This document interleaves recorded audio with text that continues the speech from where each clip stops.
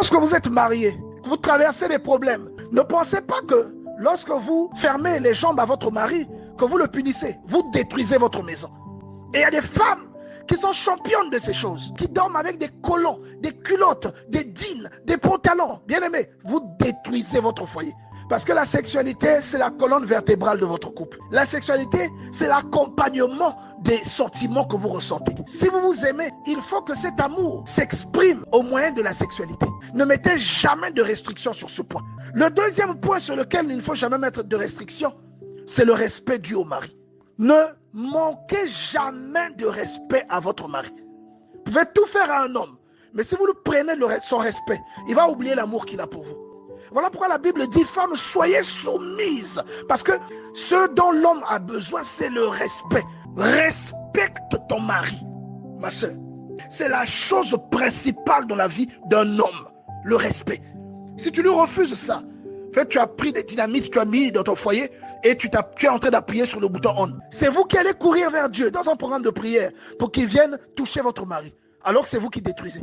Il y a des femmes qui viennent avec un esprit, surtout les femmes qui aiment prendre l'autorité sur les hommes. Elle vient avec un esprit de domination.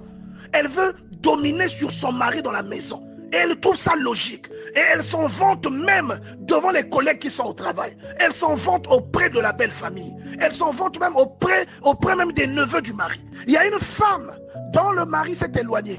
Aujourd'hui, elle prie pour que Dieu touche le cœur de son mari et que son mari lui revienne.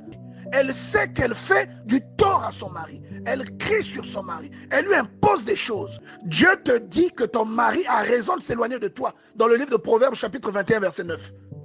Mieux vaut habiter à l'angle d'un toit que de partager la demeure d'une femme querelleuse. Il y a une femme, quand le mari prend une décision, elle la conteste.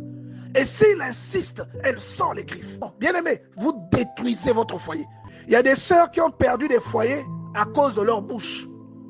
Il y a des sœurs à qui on aurait peut-être payé une voiture. Cette voiture n'est jamais arrivée à cause de leur bouche. Il y a des sœurs qui ont été dotées par leur mari, mais le mari n'est pas allé jusqu'au mariage officiel à cause de la bouche de la sœur. Il y a des sœurs qui ont entrepris un commerce et elles ont eu besoin du renfort du mari. Le mari n'a pas renforcé le commerce à cause de la bouche de sa femme. Il y a des sœurs qui ont un mari qui voyage souvent, mais le mari n'a jamais daigné emmener la femme en vacances, seulement à cause de sa bouche. Il y a des sœurs qui ne sont plus en bon terme avec la belle-mère, ne sont plus en bon terme avec la belle famille, seulement à cause de leur bouche. Il y a des sœurs, avec leur bouche, elles ont détruit des familles.